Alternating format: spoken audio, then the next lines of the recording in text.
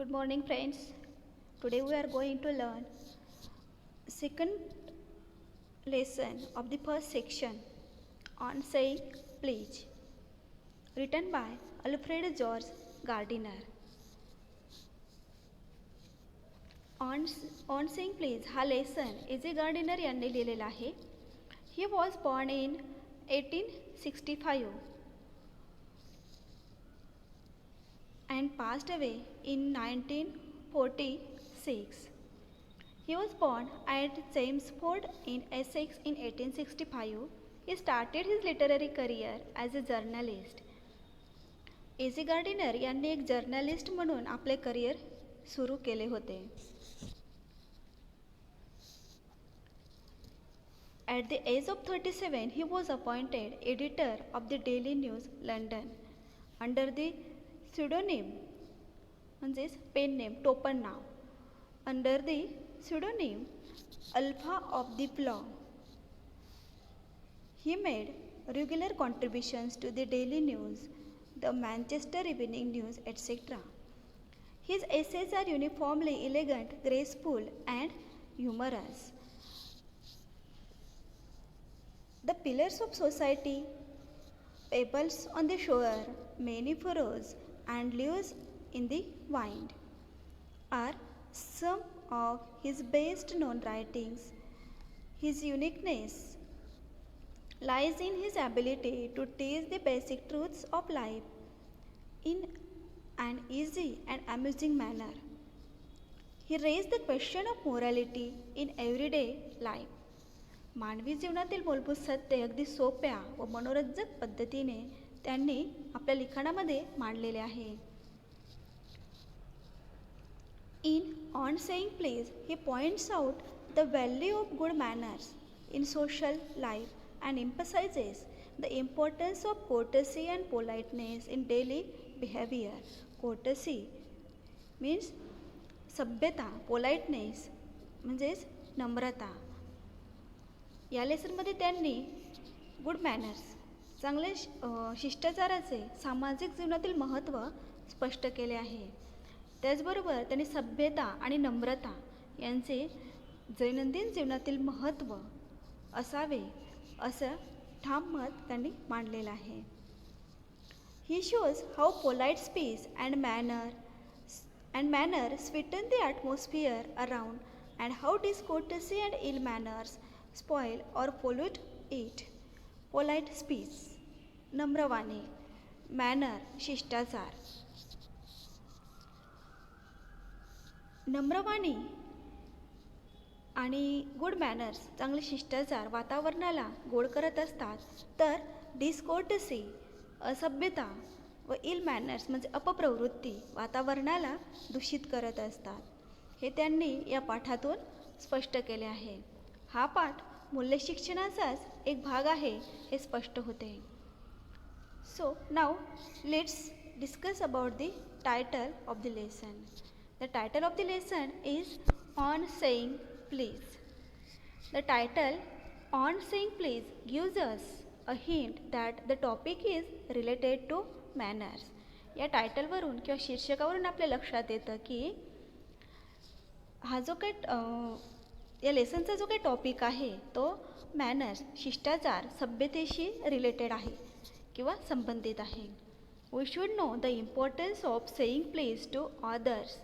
Good manners make us a socially accepted person. It makes healthy relationship between individuals. शिष्टाचारामुळे आपले जे काही वैयक्तिक रिलेशनशिप असतात ते दृढ होत असतात, चांगले होत असतात. Now let us discuss the lesson on saying please. या लेसनची सुरुवात एका सिटीमध्ये ऑफिसमध्ये घडलेल्या घटनेने झालेली.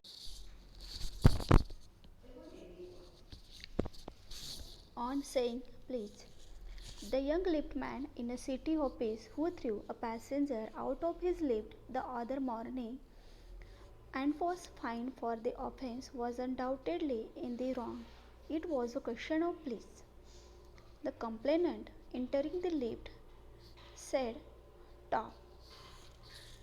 The young liftman in a city of peace who threw a passenger out of his lift the other morning and was fined for the offense. शहरातील एका कार्यालयात एका युवा मॅनने एका लिफ्ट वाहकाने एका यात्रीला लिफ्टमधून बाहेर फेकले आणि दुसऱ्या दिवशी सकाळी त्याला त्याच्या गुन्ह्याबद्दल दंड ठोठावला गेला. This offense was undoubtedly in the wrong. It was a question of place. The complainant entering the lift said, "Top." आणि निसंशयपणे अनडाउटेडली म्हणजेच निसंशयपणे ते चुकीचे होते. It was a question of please. हा कृपया किंवा प्लीजचा प्रश्न होता. The complainant entering the lift sed top. Complainant तक्रार करणारा किंवा फिर्यादी. लिफ्टमध्ये प्रवेश करणारा फिर्यादी म्हणाला टॉप वर.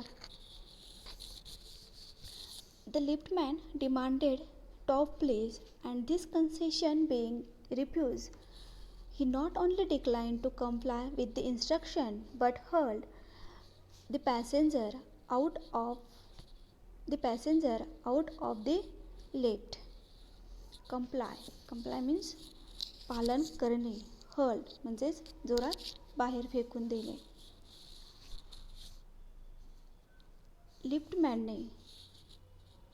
The liftman demanded top please. लिफ्टमॅनने वरती कृपयाची मागणी केली. And this concession being refused, he not only declined to comply with the instruction. आणि ही सवलत नाकारली जाते. लिफ्टमॅनने केवळ त्या सूचनांचे पालन करण्यास नकार दिला म्हणून त्या प्रवाशाला लिफ्टच्या बाहेर फेकले. This of course was carrying a comment on manner too far.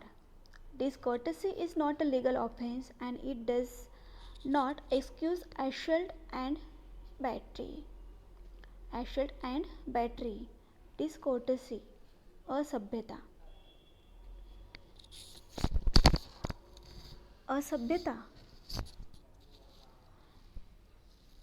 Discourtesy is not a legal offense and it does not excuse assault and battery. Assault म्हणजे हल्ला करणे आणि बॅटरी मारपीट करणे. हे नक्कीच समाजात कसे वागावे यावर दूरवर घेऊन जाणारी टिप्पणी आहे.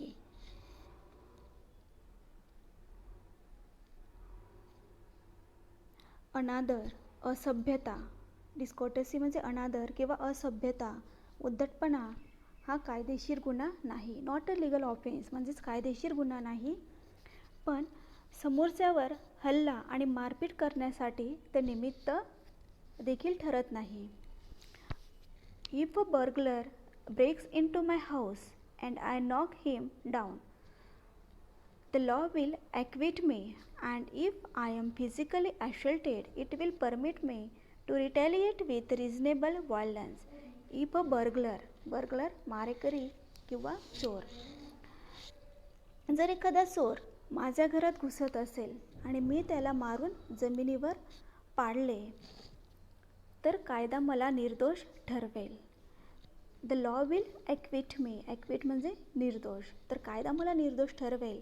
And if I am physically assaulted, it will permit me to retaliate with reasonable violence. Retaliate म्हणजे प्रत्युत्तर देणे. आणि जर माझ्यावर शारीरिक हल्ला झाला, फिजिकली assaulted म्हणजे शारीरिक हल्ला झाला, तर कायदा त्या हिंसाचाराचा बदला घेण्यासाठी मला परवानगी देईल.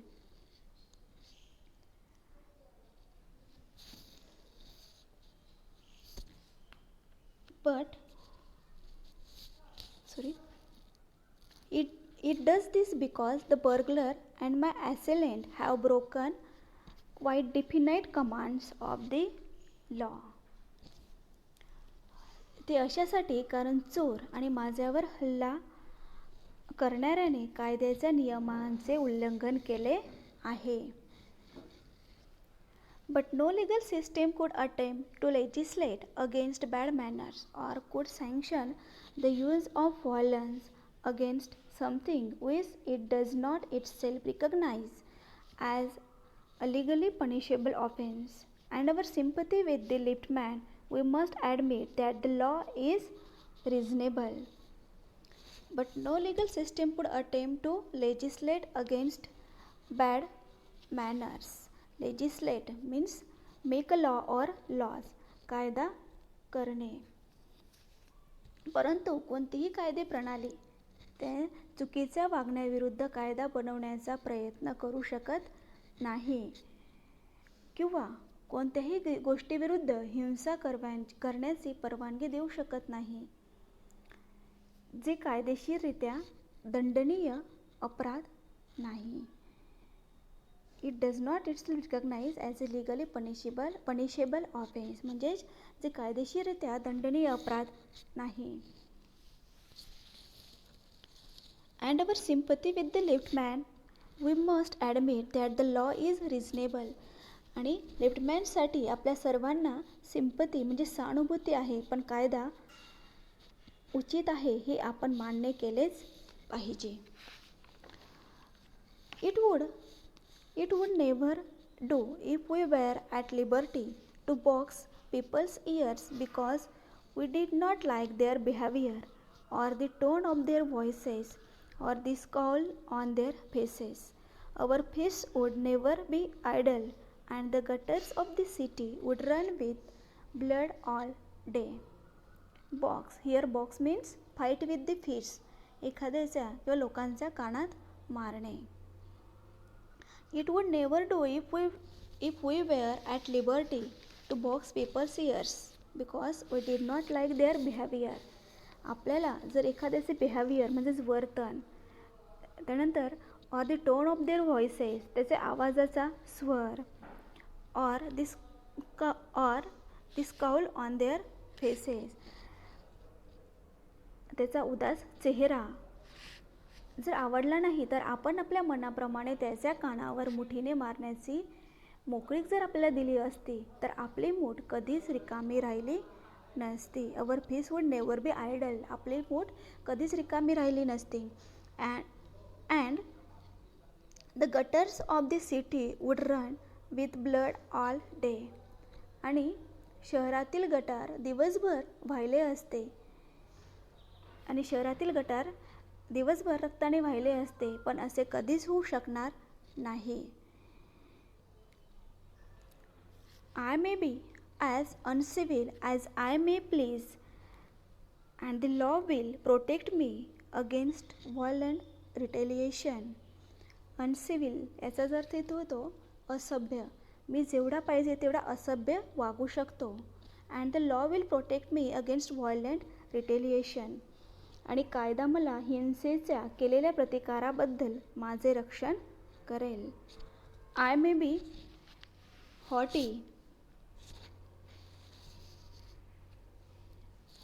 haughty or boorish and there is no penalty to pay except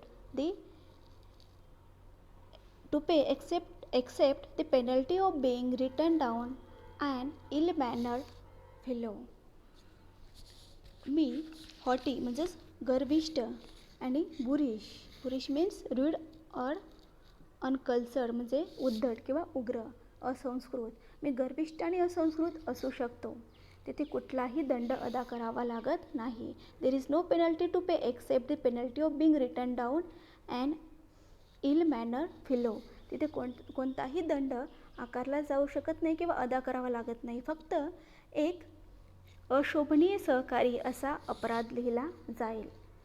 return down and ill mannered fellow, फक्त एक अशोभनीय सहकारी असा अपराध लिहिला जाईल. The law does not compel me to say please or to attune my voice to other people's sensibilities any more than it says that I shall not wax my mustache or dye my hair or wear ringlets down my back. It does not recognize the laceration of our feelings as a case for compensation. Laceration means मनाला छेदणारे किंवा दुखवणारे. The law does not compel me to say please or to attune मेळ घालणे किंवा सुरात सूर घालणे. My voice to others people सेन्सिबिलिटीज.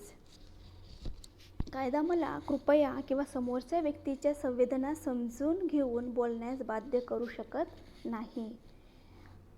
असेही म्हणू शकत नाही की मिशा काढून शकत नाही, केसांना रंग देऊ शकत नाही किंवा पाठीच्या मागे लटा घालू शकत नाही. Or wear ringlets down my back. It does not recognise the laceration of our feelings as a case of compensation. आणि भावनांना दुखावणे हे नुकसान भरपाईचे प्रकरण